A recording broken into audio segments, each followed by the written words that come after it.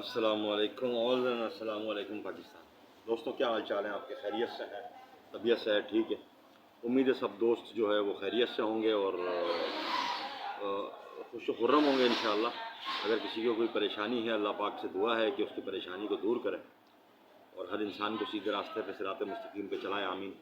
अच्छा, मैं यूएई से आ गया हूँ।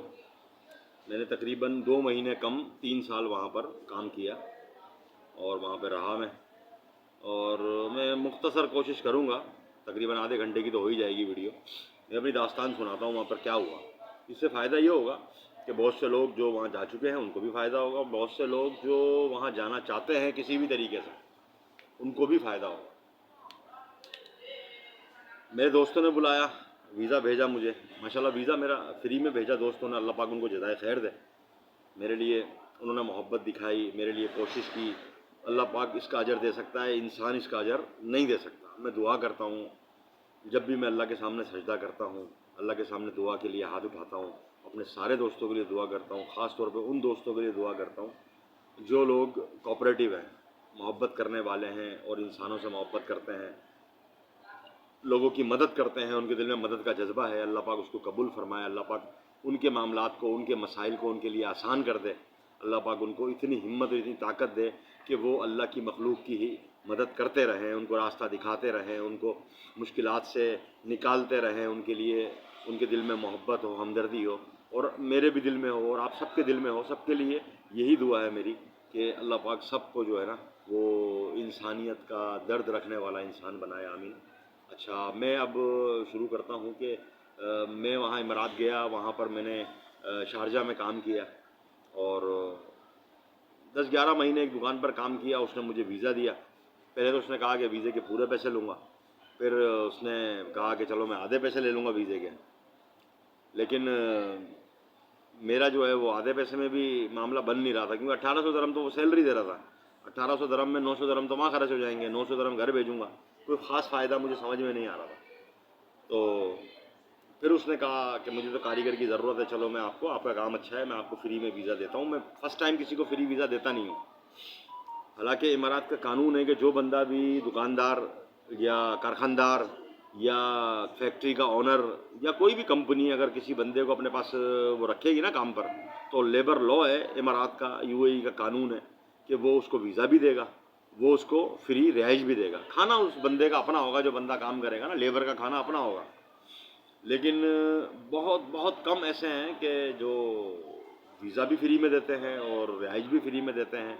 बाकी मैंने ऐसा कोई बंदा नहीं देखा कि जो रिहाइश भी दे रहा हो और अपना वीज़ा भी दे रहा हो फ्री में।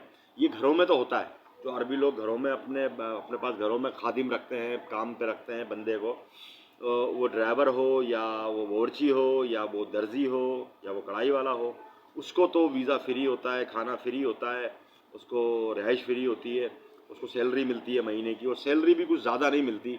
किसी को 1500, किसी को 1600, किसी को 1800, किसी को 1900, किसी को 2000। मैंने नहीं देखा किसी बंदे को 2500 या 3000 दरम सैलरी मिल रही है।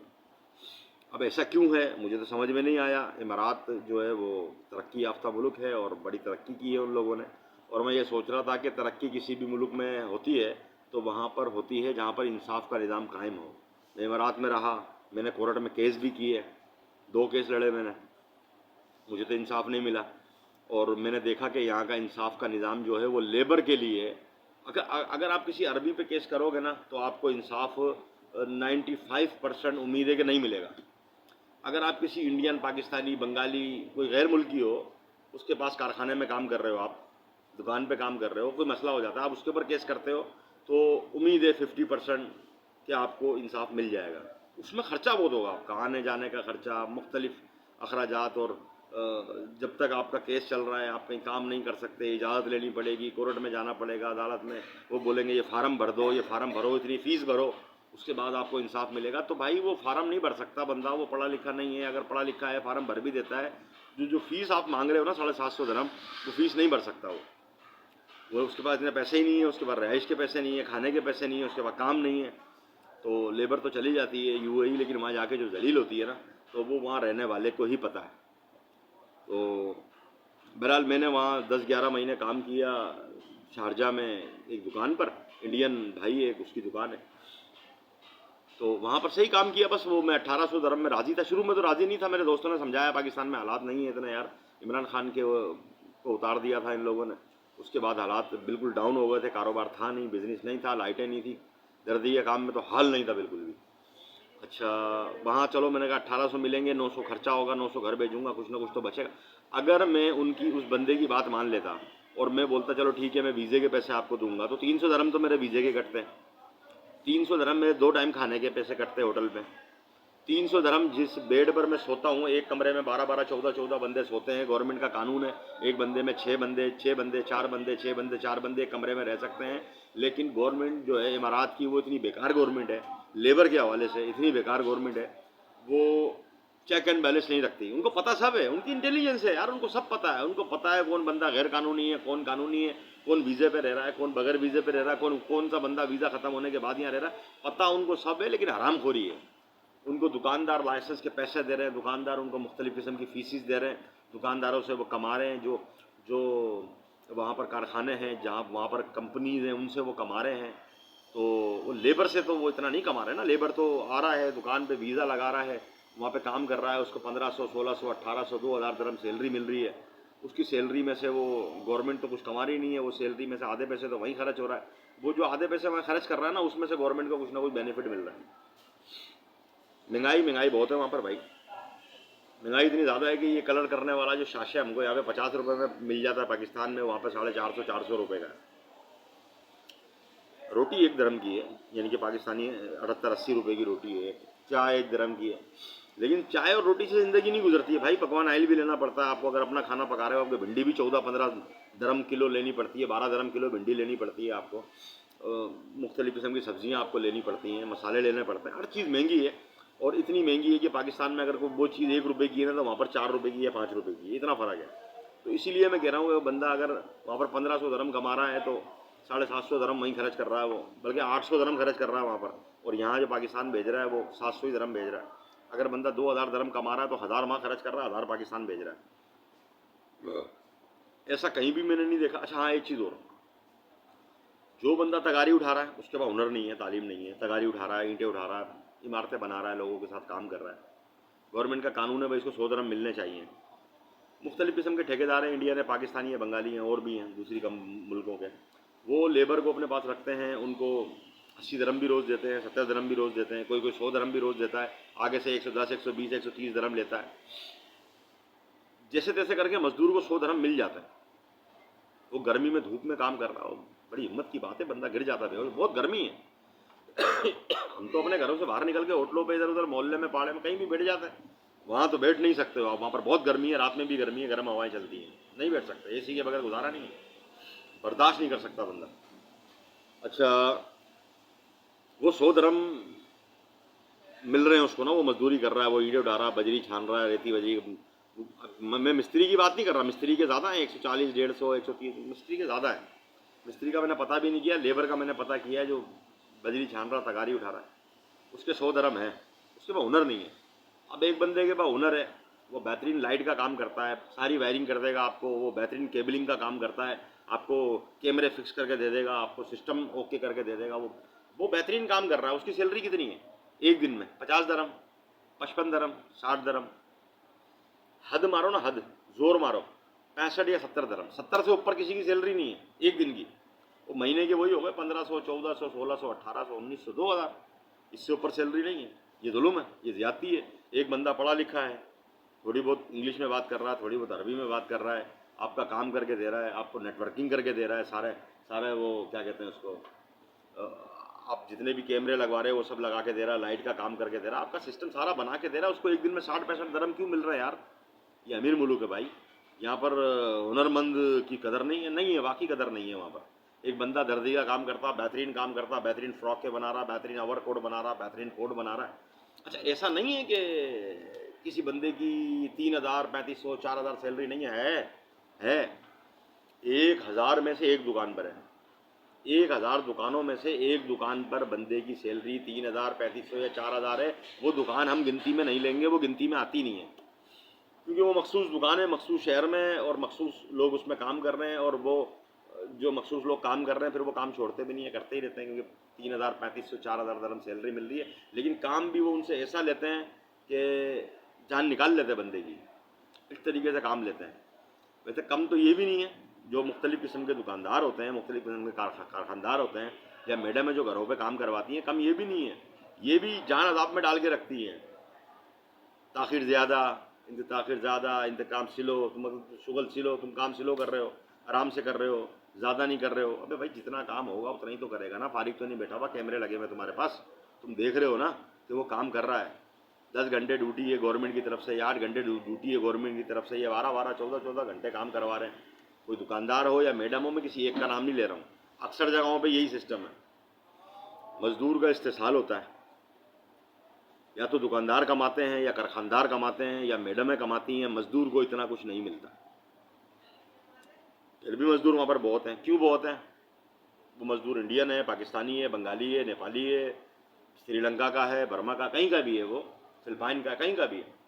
वो मजदूर जो वहाँ जाके मजदूरी कर रहा है, या हुनरमंद वहाँ जाके अपना हुनर से वो रोज़ी कमा रहा है, वो मेडिसिन के शोबे में तालीम लेकर जाता है, किसी मेडिकल स्टोर पर काम करता है, या वो जो ना मेल नर्स है या फीमेल नर्स है, वो किसी हॉस्पिटल में, किसी गवर्नमेंट हॉस्पिटल में नौकरी मिल जाए उसको, या प्राइवेट मिल जाए हॉस्पिटल में, उसकी कितनी सैलरी है? उसकी 1500 1600 1800 2000 2200, इससे ऊपर सैलरी नहीं है।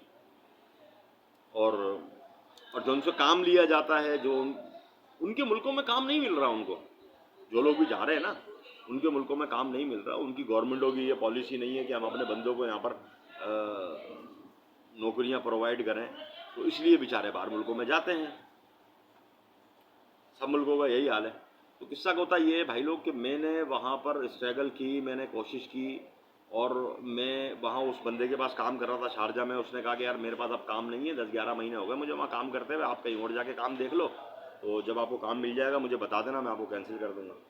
वैसे अगर वो मुझे कैंसिल करता तो 1 महीना था मेरे पास कैंसिल होने के बाद, 1 महीने के अंदर अंदर मुझे कहीं नौकरी मिल जाती है, काम मिल जाता है तो ठीक है, नया वीज़ा लग जाएगा दूसरी जगह पर, और नहीं मिलता है तो मुझे मुल्क वापस जाना पड़ेगा, वहाँ का कानून है। और अगर मैं ओवर स्टे हो जाता हूँ, अगर वो मखसूस टाइम पीरियड जिसमें मैं कैंसिल हो गया और मेरे पास 1 महीना और गुजर गया कैंसिल होने के बाद, तो उसके बाद अगर मैं अपने मुल्क नहीं जाता हूँ तो 1 दिन का जो मुझ पर जुर्माना लगेगा वो 200 दरम है, उसके बाद वाले दिन का 50 है, फिर 50 है, फिर 50 है, फिर 50 है, ऐसे पहले दिन का 200 दरम है, उसके बाद 50-50 दरम आपके ऊपर जुर्माना लगता जाएगा जितने दिन आप ओवर स्टे करोगे वहाँ पर। वीज़ा ख़त्म हो गया और आप रह रहे हो वहाँ पर, तो आपके ऊपर जुर्माना लगेगा। वो आप एयरपोर्ट पे जाओगे, टिकट लेके जाओगे, वो आपका टिकट ख़राब हो जाएगा, जब तक जुर्माना नहीं भरोगे आप जा नहीं सकते मुल्क, रोक लेंगे आपको।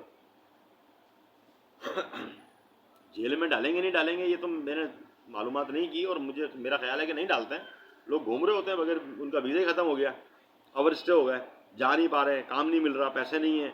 अपने मुल्क से बांग्लादेश से वो आया है, वहाँ पैसे 2-4-5 लाख टका उधार करके आया है, और काम किया, वीज़ा लगाया, साल 1 में वहाँ से काम छूट गया, पैसे उधारी के चुका नहीं सका। अब वापस जाने का टाइम आ गया, महीना ख़त्म हो गया उसका, जो वीज़ा ख़त्म होने के बाद 1 महीना मिलता है ना कि आप काम ढूंढ लो, काम ढूंढा उसने, नहीं मिला उसको। अब वीज़ा भी ख़त्म हो गया, टाइम भी ख़त्म हो गया, अब काम भी नहीं मिला उसको।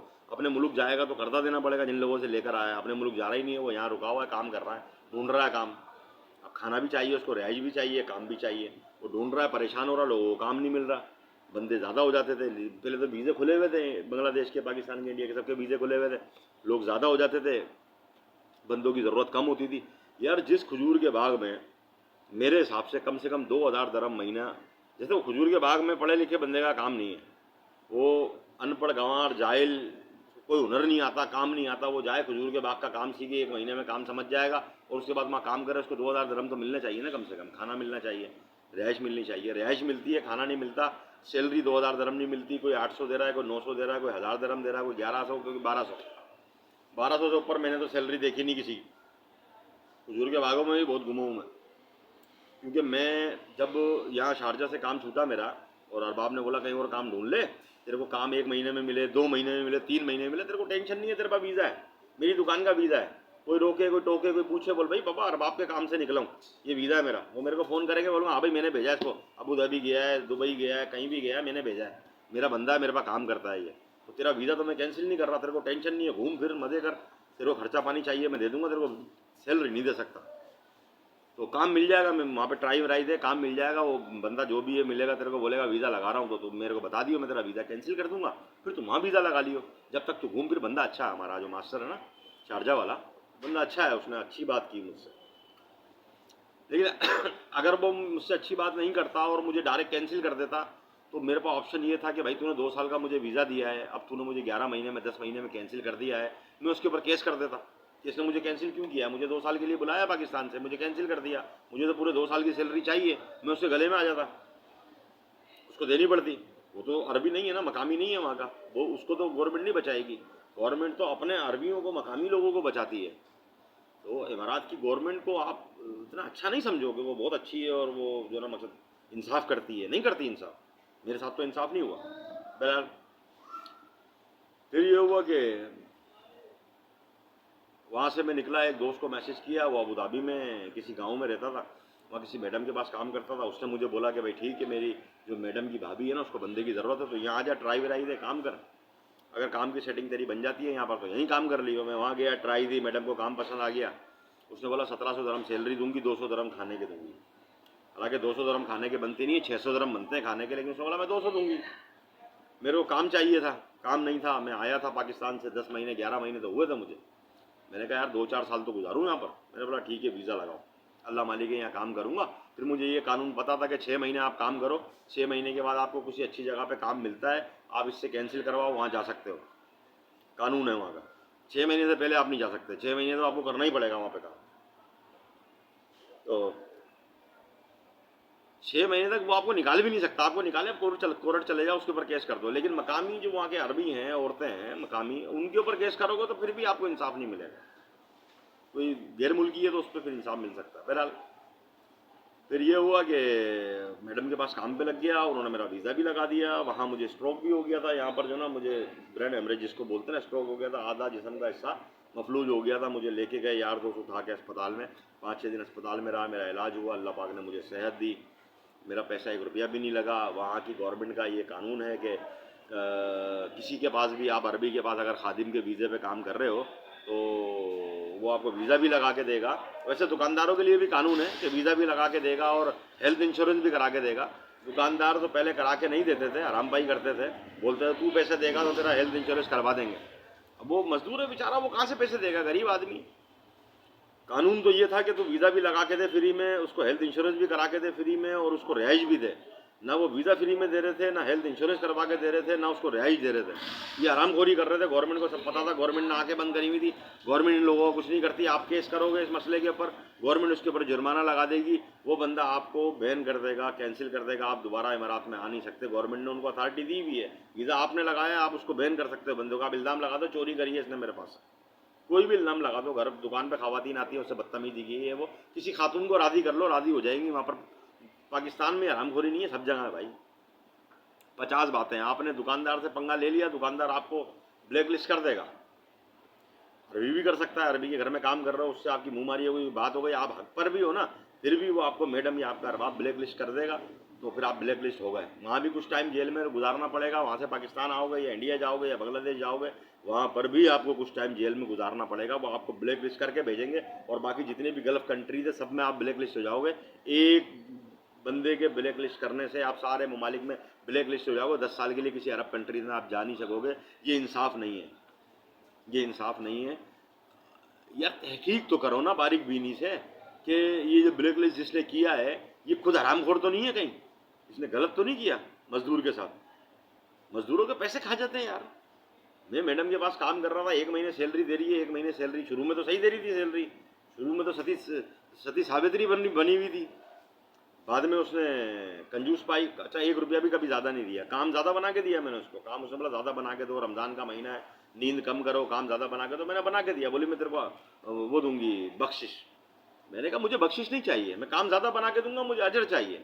बख्शिश मतलब मेरे को ऐसे वो अपन किसी को बख्शिश दे देते हैं, टिप दे देते हैं, टिप ऐसे मैं तेरे को दूंगी, वो तो मुझे नहीं चाहिए। मैं, तुम मुझसे काम ज़्यादा बनवा रही है, बोलती है सो नींद कम कर, काम ज़्यादा कर। मैं करूँगा काम ज़्यादा, 4 की जगह 6 बनाऊंगा, 6 की जगह 8 बनाऊंगा, तो जो मैं काम बनाऊंगा उसको मुझे अजर तो दे, पैसे तो दे उसके मुझे। वो उसने मुझे नहीं दिए, नहीं दिए, कोई बात नहीं, सबर शुगर से काम कर रहे थे। पाकिस्तान में हालात अच्छे होते तो हमको जाने की ज़रूरत ही नहीं थी यार। हमको क्या ज़रूरत थी वहाँ दूसरे मुल्क में जाके हम दलील हों।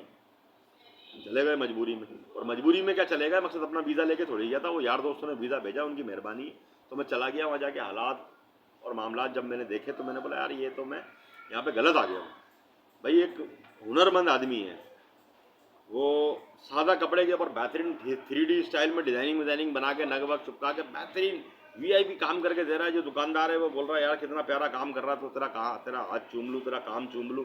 मैडम बोल रही है तू बहुत प्यारा काम बना रहा है, मेरी बहनें तेरे काम की तारीफ कर रही हैं, मैडम की बेटियाँ काम की तारीफ कर रही हैं, लेकिन वो सैलरी कितनी दे रही है, 1900 दरम। खाने का खर्चा कितना आ रहा महीने में, 600 दरम। रिहाइश फ्री है, वीज़ा फ्री है, वाईफाई के 200 दरम, 200 दरम में से 20-20 दरम 2-4 बंदों से लिए, 100 दरम अपनी जेब से मिलाए, 200 दरम का 210 दरम का वाईफाई का बिल भर दिया। 100 दरम तो वो भी गए ना, 100 दरम है भाई, 7,500-8 हज़ार रुपये बन गए पाकिस्तानी 100 दरम के। उसके अलावा मेडिसन है, अगर हेल्थ इंश्योरेंस करवा के दिए मैडम ने तो वो 500-600 दरम 700 दरम साल की जो होती है ना, वो सबसे कम वाली सबसे हल्की वाली वो करवा के दिए मजबूरी में, कि वीज़े के साथ हेल्थ इंश्योरेंस करवा के देनी पड़ेगी। वो हेल्थ इंश्योरेंस ऐसी है कि थोड़ी सी भी महंगी दवाई होगी ना तो वो बंदा बोल देगा यार ये हेल्थ इंश्योरेंस में तुम्हारी दवाई नहीं आएगी, अलग से लेनी पड़ेगी, 250 रुपये की डब्बी है, 300 रुपये की डब्बी है, 2-3 गोलियाँ तो देते ही नहीं, डब्बी देते पूरी। हेल्थ इंश्योरेंस भी उससे मुझे फ़ायदा हुआ, लेकिन हेल्थ इंश्योरेंस अब किसी को करवा के दे रहे हो, एक साल की 2-3 हज़ार दरम की तो करवा के दो यार। तुम्हारा बंदा जो काम कर रहा है गवर्नमेंट के पास, तुम अरबी हो, तुम गवर्नमेंट के पास काम कर रहे हो, 30,000 दरम, 35,000, 40,000, 45,000, 60,000, 65,000, 1-1 लाख दरम तुम लोगों की सैलरी है, कहाँ लेके जाओगे, कब्र में लेके जाओगे इतना पैसा? तो लेबर को क्या दे रहे हो तुम, 1200 दरम, 1500 दरम, 2,000 दरम, मुश्किल से मर के बकील, इंतहाई बकील।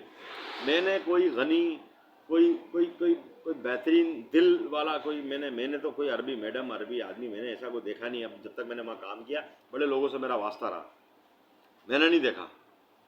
हरामखोरी देखें ज़्यादातर मैंने, बकील देखें ज़्यादातर। मेरी मैडम भी बकील थी, तो एक दरम भी उसने कभी ज़्यादा नहीं दिया। और उसके घर पे जाता था, काम वाम मेरे को देती थी, समझाती थी। कभी एक गिलास पानी का नहीं पूछा उसने मेरे को, अगर तू इतनी दूर से आया साइकिल चला के, गर्मी है ये, पानी तो पी ले। कभी पानी का नहीं पूछा। दफ़ा करो नहीं पूछा तो कोई बात नहीं, अपनी कब्र में जवाब देगी, अल्लाह के पास जाके हिसाब देगी। मेरे पैसे खा के बैठी हुई है, 1 महीने की पूरी सैलरी खा के बैठी हुई है। 1 महीने की आधी सैलरी उसने खाई थी, लेकिन उसकी जो बेटी है बड़ी वाली शादीशुदा, वो ज़रा अच्छी थी, समझदार थी। उसको पता चल गया ये बंदा इसलिए भागा है कि मेरी माँ ने इसको आधे महीने की सैलरी दी है, आधे महीने की सैलरी नहीं दी, जबकि इसने पूरे महीने काम किया है। तो फिर उसने मुझे ड्राइवर को बोला, पाकिस्तानी को, कि इस बंदे को फ़ोन कर, इसको बोल तू कहाँ है, मैं तेरे को पैसे भेजती हूँ, आधे महीने की सैलरी जो मेरी माँ ने तेरी रोकी है वो मैं देती हूँ तेरे को। फिर उसने मेरे को वो सैलरी दी। उसके अलावा भी मेरे कुछ पैसे बकाया थे, वो नहीं मिले मुझे। मैडम ने, जब मैं छुट्टी आया था दिसंबर में, मैडम ने बोला 500 दरम भेज, मैं तेरे को टिकट करवा के भेजती हूँ, फिर तू आएगा तेरी तनख्वाह के साथ तेरे को टिकट के पैसे भी दे दूँगी। मैंने 500 दरम भेजे थे, उसमें से रो धो के 300 दरम तो मैंने निकाल लिए, 200 अभी भी बाकी है मेरे उसके ऊपर। 1 महीने की मेरी 1900 दरम सैलरी बाकी है, पिछला बकाया 200 दरम बाकी है, 50 दरम एक बाकी है। सामान लेकर आया था और पाकिस्तान से सामान लेकर गया था, 60-70 दरम उसके बाकी हैं, 200 दरम टिकट वाले बाकी हैं। अच्छे खासे पैसे बाकी है मेरे भाई, 2-2.5 लाख रुपए बाकी है, 3 लाख रुपए। बहरहाल वो तो अल्लाह के पास जाके हिसाब होगा, यहाँ तो तू नहीं दे रही कोई बात नहीं, अल्लाह के पास जाके तेरे को देना पड़ेगा। उसके पास से वो मुझे वो पैसे नहीं दे रही थी ना, मैं काम छोड़ के भाग गया। वो मुझ पर इल्ज़ाम लगा सकती थी कि चोरी करके भागा है, इसने मुझे छेड़ा है, कोई भी इल्ज़ाम लगा, XYZ के इल्ज़ाम लगा देती, लेकिन मैं उसका बाप था। मैं जिस दिन सुबह भागा हूँ ना फजर में, उसके पास से काम छोड़ के भागा हूँ मैं। पासपोर्ट मेरे पास ही था, इसीलिए भागा। पासपोर्ट मेरे पास नहीं होता मैं भाग नहीं सकता था, मेरे को कोई और रास्ता निकालना पड़ता। निकाल तो मैं फिर भी लेता, कोर्ट में चला जाता, केस कर देता, मेरा पासपोर्ट भी इसके बाद है, तनख्वाह भी नहीं दे रही, तो पासपोर्ट भी देना पड़ता उसको, तनख्वाह तो फिर नहीं देती वो, अभी भी नहीं दी उसने तनख्वाह। मैंने केस किया था, तनख्वाह नहीं मिली। गवर्नमेंट ने मेरे को किसी जज के सामने अदालत ने बुलाया ही नहीं, बस फ़ोन पे सारा मामला निपटाया। फ़ोन पे मुझे उन्होंने बता दिया आप केस हार चुके हो, आपके खिलाफ फैसला हुआ है, आपके पास सबूत प्रूफ नहीं है। मैंने बोला मेरे पास सबूत भी है, प्रूफ भी है, मेरा व्हाट्सअप भरा पड़ा है, तुम मुझे जज के सामने तो बुलाओ। जज के सामने बुलाने के लिए बोला फलानी अबू धाबी में कोर्ट में आ जाओ। वहाँ पे गया हूँ, बोला 750 दरम का फार्म भरो, उसके बाद जज आपको बुलाएगा अपने सामने। मैंने कहा 750 दरम मेरे पास होते तो बात ही क्या थी, मेरे पास तो 200-250 दरम है और वो भी नहीं दूंगा मैं तुम्हारे को। मेरे को इंसाफ तो फ्री में मिलना चाहिए। ये तो UAE है, ये इमारात है, ये तो इतना अमीर मुल्क है, पैसा बहुत है तुम लोगों के पास, तुम लोग गरीबों से पैसे क्यों ले रहे हो, मजदूरों से।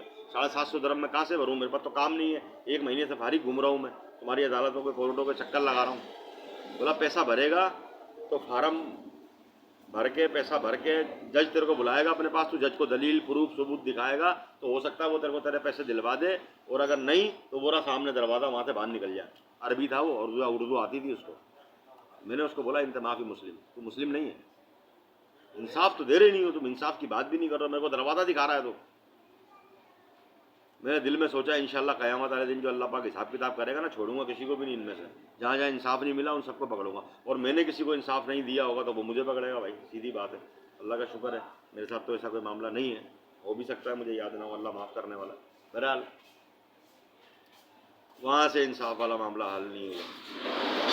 मैंने सोचा कि यार मैं वीज़ा यहाँ से कैंसिल करवा लेता हूँ अपना, मैं कहीं और वीज़ा लगवा लूँगा अपना, वो वीज़ा कैंसिल ही नहीं हो रहा। बोला आपने जो पहले केस किया था ना मैडम के ऊपर कि भाई मेरे पैसे नहीं दे रही, जब तक वो केस ख़त्म नहीं होगा आप ये वीज़ा अपना कैंसिल वाला आप केस कर नहीं सकते, पहले वो वाला केस ख़त्म करवाओ अपना।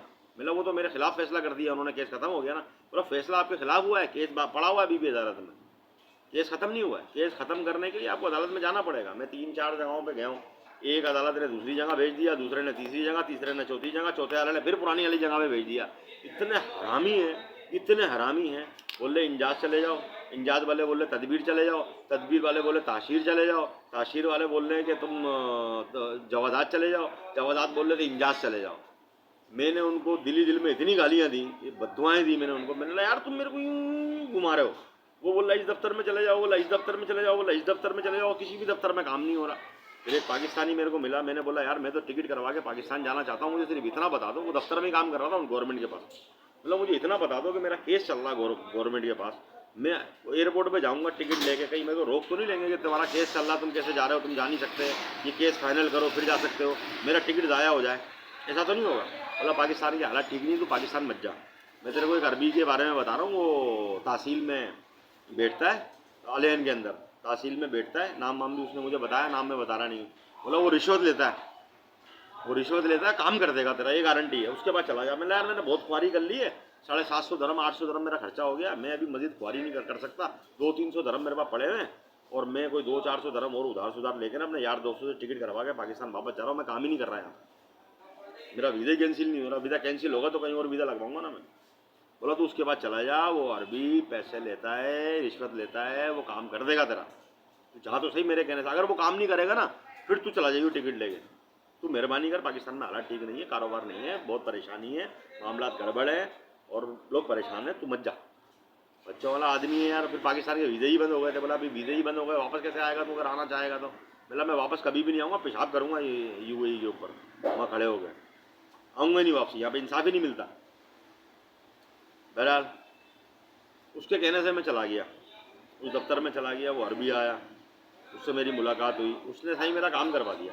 वो जो मेरा केस फंसा हुआ था ना, मैडम पैसे नहीं दे रही, ये नहीं हो रहा, वो नहीं हो रहा, केस फंसा हुआ था, उसने जो ना वो किसी से बात की फ़ोन पे, बोला यार ये मिस्कीन आदमी है, गरीब आदमी है, मैं इसकी हेल्प करना चाहता हूँ, ये बड़ा फंसा हुआ है, इसका ये वाला केस ख़त्म होगा तो कैंसिल वाला केस ये दूसरा डालेगा, फिर इसका वीज़ा कैंसिल होगा, फिर कहीं और मजदूरी करेगा ये जाके, ये बड़ा परेशान है, इसका तो केस ख़त्म कर दे। किसी अरबी से बात की उसने फ़ोन पर, उस बंदे ने मेरा कंप्यूटर में केस ख़त्म कर दिया, मेरे पास मोबाइल में मैसेज आ गया आपका केस ख़त्म हो गया। उसने मुझसे बोला 100 दरम दे दे, मैंने उसको 100 दरम दे दिए, रिश्वत दे के काम हो गया। उसके बाद मेरे को वीज़ा कैंसिल करवाना था, मैं अभी वीज़ा कैंसिल करवाने जाऊँ, फिर मैं शारजा चला गया दोस्तों के पास। दोस्तों ने कहा तेरे वीज़े में कितना टाइम बाकी है, मतलब 4-4.5 महीने बाकी हैं। मतलब 4-4.5 महीने तक तेरी मैडम वीज़ा कैंसिल कर देगी खुद ही, या तू खुद कैंसिल करवाना चाहता है? मैं खुद कैंसिल करवाना चाहता हूँ। बोला वो नहीं कर रही। मैं नहीं, वो तो फ़ोन आया था उसका, मैडम बोल रही है तू घूमता रहे कहीं भी जहाँ जाए, तेरे कोई वीज़ा मेरा है, तेरे कोई काम पे रखेगा नहीं, और मैं तेरे को कैंसिल करूँगी नहीं, तू घूमता रहे। वो तो ये बोल रही है मैं कैंसिल नहीं करूँगी। बोला तू उसको छोड़, तू काम कर हमारे पास। तो समझ लो चोरी छुपे मैंने काम किया, वीज़ा किसी और का था, किसी और की दुकान पे काम किया, चोरी छुपे 3 महीने काम किया मैंने। 3 महीने काम करके मेरा दिमाग नहीं बन रहा था, सेटिंग सही थी, खाना पीना सही था, रिहाइश सही थी, सब कुछ सही था, बस मेरा दिमाग नहीं बन रहा था, कुछ और मामला थे जो मैं बोलना नहीं चाहता। तो मैंने सोचा यार मैं कहीं और जाके ना ट्राई करता हूँ, किसी अरबी के पास, घर पे मैडम के पास, किसी और जगह पे अगर वीज़ा लगता है, वो कैंसिल करवाएगी, कैंसिल का पैसा भी वही देगी, नया वीज़ा लगाएगी वो तो वही देगी। तो मैं उसके बाद काम करता हूँ, 2 साल काम करता हूँ, और वो भी 2500 दरम मिलेंगे तो काम करूँगा, नहीं तो पाकिस्तान वापस जाऊँगा। 2500 से कम में काम में नहीं करूँगा। ये बंदा था अरबी हिबाबी, उसका नाम है, अलेन में रहता है, मरखानिया में मेरा ख्याल है। उसका नाम है, क्या नाम है, जाबिर, जाबिर अल इरबाबी। हरामी, एक नंबर का हरामी आदमी है। ऐसा लगेगा जैसे शरीफ आदमी है लेकिन हरामी है। उसके बाद सऊदी पासपोर्ट भी है, उसके बाद इमारात का पासपोर्ट भी है। आधा कबीला सऊदीया में रहता है, आधा इमारात में रहता है। उसने मेरे को बोला 2500 दरम दूंगा, मेरे पास आ जा। मैं चला गया। उसके बाद उस हरामी ने मेरे को वहाँ बुला के बोला सामान वामान अपना सारा लिया। मैं सामान वामान सारा लिया आया। बोला मशीन कढ़ाई की खरीदनी है। मेरा जहाँ पे मैं काम कर रहा था शारजा में, मशीन अच्छी है, वो खरीद लेता है। बोला ले ले, तू तू तू मसूल है, तू जवाबदार है। मैं ला, मैंने वो मशीन उसको दिलवाई, मशीन वशीन सब लगा दी, काम शुरू कर दिया। बोला यार मैं तेरे को दूंगा 2000 दरम। बोला क्यों भाई, तू 2500 की बात की है। तो बोल रहा है कि अभी मेरे पास काम कम है, अभी एक दो कमीज़ें ही बनानी पड़ेंगी तेरे को, बाकी पूरा महीना छुट्टी है, फारिग है, तो काम नहीं है। हम लोग काम स्टार्ट करने वाले हैं अनकरीब, हम लोग काम स्टार्ट करेंगे, काम हमारा शुरू होगा, काम बढ़ेगा, मैं तेरे को 2500 दूंगा। मैंने बोला चलो ठीक है, वीज़ा तो लगा ही रहा है। उसने बोला तेरा वीज़ा कितना बाकी है। मैंने चेक किया, 1.5 महीने वीज़ा बाकी था। मेरा 1.5 महीना बाकी है। बोला कोई बात नहीं, 1.5 महीना मेरे पास काम कर, वीज़ा खत्म होने से 2 दिन पहले मुझे बता दिया, मैं तेरा वीज़ा लगा। मुझे पता था मेरी मैडम वीज़ा कैंसिल नहीं करेगी मेरा। अब क्या हुआ, कुछ दिनों के बाद मैडम का फ़ोन आया, बोलिए तू कहाँ है। बोला मैं अलेन में हूँ, काम कर रहा हूँ। कितने पैसे मिल रहे हैं। मैंने 2500 दरम। बोला वो उससे बात करवा तेरे अरबाब से मेरी। मैंने बात करवाई। अरबाब ने बोला मैं इसको 2000 दरम दे रहा हूँ, जब काम, अभी मेरे पास इतना नहीं है, जब काम शुरू होगा हमारा तो मैं इसको 2500 दूंगा, अभी 2000 दे रहा हूँ। अरबी में वो बात कर रहा था, मैं समझ रहा था। मेरी मैडम ने मुझसे बात की, बोला ये तेरे को 2000 दे रहा, मैं तेरे को 1900 दे रही थी, तेरे को क्या फ़ायदा, 100 दरम का तो फ़र्क है, तू मेरे पास से काम छोड़ के चला गया। मैंने उसको बोला तू सैलरी टाइम पे नहीं दे रही थी, 1 महीना काम किया तो आधे महीने की सैलरी दे रही है, परेशान कर रही थी, जुम्मे की छुट्टी बंद कर दी तूने मेरी। मुझे बोल रही है ईद पे भी काम कर, 1 दिन की छुट्टी कर, बाकी ईद के दिनों में काम कर। मतलब मैं इंसान हूँ, हैवान तो नहीं हूँ मैं। बोली तू आजा आजा, कोई बात नहीं, तू आजा, अब मैं तेरे साथ ऐसा बर्ताव नहीं करूँगी, तू आजा मेरे पास ही काम कर, मैं तेरे को कैंसिल नहीं करूँगी, मैं तेरे को कैंसिल नहीं करूँगी, तू मेरे पास आके काम कर। मैंने बोला अच्छा ठीक है, मैं तेरे को बाद में जवाब देता हूँ। मेरे को जाना नहीं था उसके पास। मेरे को माँ यार दोस्त जो हैं वो काम करते हैं, उन्होंने मुझे बताया तेरे को बहुत जलील करेगी है। मैंने बोला इसको पता नहीं है ना मैं क्या चीज़ हूँ जलील करेगी, मैं तो इसको इतना जलील कर दूंगा तो ये तो खुद जलील हो जाएगी। लेकिन मेरे को उसके पास जाना ही नहीं था। पाकिस्तानियों से हरू भरू में टकराते भी नहीं है। पाकिस्तानी इनकी माँ चोद दे 2 मिनट के अंदर। पाकिस्तानी सीधे नहीं है बिल्कुल। अगर कोई हरामखोरी करता है ना, पाकिस्तानी उससे डबल हरामखोरी कर जाते हैं, बहुत मारते हैं। और तो बाद औक़ात बेचारा सीधा साधा शरीफ आदमी होता है ना, वो दबके रहता है। वो इंडियन बंगालियों को देखता है, वो दबके रहते हैं, दबके काम करते हैं, तो वो भी उनकी तरह दबके रहता है, दबके काम करता है। बाकी हमारे जैसा बंदा दबके रह नहीं सकता, दबके काम नहीं कर सकता। मैंने बहुत बातें सुनाई हैं अपनी मैडम को पहले भी। बहरहाल अब इसके बाद बंदे के पास मैं काम करना शुरू किया। तकरीबन 1.5 महीना मैंने काम किया। इसने 2000 दरम के हिसाब से मुझे सैलरी दी। 1.5 महीने बाद इसके जुलाई और अगस्त में 2 महीने स्कूल की छुट्टियाँ होती हैं। ये लोग सऊदीया चले जाते हैं, सारी फैमिली सऊदीया चले गए। वहाँ जाके हरामी है ना ये, मेरे को इबाबी, जाबिर इबाबी मेरे को फ़ोन करके बोलता है कि हमको अब तेरी ज़रूरत नहीं है, तूने 1.5 महीना काम किया, तेरे को पैसे मिल गए, तू यहाँ से चला जा, कहीं और काम कर। और हम तो 2 महीने बाद आएंगे, 2 महीने की छुट्टी है स्कूल की बच्चों की, जब हम आएंगे, जब देखेंगे ज़रूरत होगी तेरे को बुला लेंगे, नहीं तो हम किसी और कारीगर को रख लेंगे। अभी तेरी ज़रूरत नहीं है, हमने सब बंद कर दिया, घर बंद कर दिया, कारखाना बंद कर दिया, काम बंद कर दिया, सब बंद कर दिया, तू चला जाए यहाँ से। धोखा दे दिया ना उसने मेरे को। मैंने बोला ये सारे अरबी हरामी हैं, एक भी सही नहीं है इनके अंदर, होगा सही मुझे तो नहीं मिला। तो मैंने सोचा कि मुझे यहाँ से चले जाना चाहिए, मुझे यहाँ पे किसी और के पास काम नहीं करना चाहिए। मेरे को जिस दिन उसने बोला था ना कि तू चला जा मेरे पास से, अब मैं तेरे को नहीं रखूँगा और हम लोग सऊदीया में हैं, उसी दिन मैं गया और मैंने टिकट करवाया। और अच्छा, टिकट करवाने जब मैं गया हूँ तो मुझे पता चला कि मेरा जो पुरानी वाली मैडम है, उस मैडम के शौहर ने मुझे कैंसिल कर दिया। क्योंकि मैडम बोल रही थी मैं तेरे को दोबारा अपने पास रखूँगी, कैंसिल नहीं करूँगी। उसने अपने शौहर से बात की, उसके शौहर ने कहा मैं इस बंदे को दोबारा नहीं रखूँगा, अपना वीज़ा नहीं दूंगा। वीज़ा तो शौहर देता है ना, वो नहीं दूंगा वीज़ा अपना दोबारा इस बंदे को, क्योंकि ये बंदा भाग गया हमारे पास से काम छोड़ के एक मरतबा ना, तो मैं इस बंदे को दोबारा नहीं रखूँगा, तो मैं इसको कैंसिल कर रहा हूँ। उसने मुझे कैंसिल कर दिया, मुझे बताया नहीं, मेरे पास कोई मैसेज भी नहीं आया, मुझे पता नहीं चला। मेरा कैंसिल का जो टाइम पीरियड था 1 महीने का, वो पूरा हो गया, 4 दिन ऊपर हो गए। अब 1 दिन अगर ऊपर हो जाए 200 दरम जुर्माना, उसके बाद दूसरा दिन ऊपर हो गया 50 दरम, फिर 50 दरम, फिर 50 दरम। अल्लाह का शुक्र है 1000-1200 दरम पड़े हुए थे मेरे पास। 300 दरम मैंने किसी रिश्तेदार से उधार लिए। मुझे पता चल गया मेरे पर 400-450 दरम जुर्माना लग चुका है। मज़ीद लेट करूँगा और जुर्माना लगेगा। मेरे को तो जाना था पाकिस्तान, जहन बना लिया था मैंने, टिकट लेने तो आया था मैंने बोला यार तू मुझे सुबह का टिकट दे दे, रात के 9 बज रहे थे, मैंने सुबह का टिकट दे दे, कितने बजे की फ़्लाइट है? बोला सुबह 7 बजे की फ़्लाइट है। दे टिकट यार।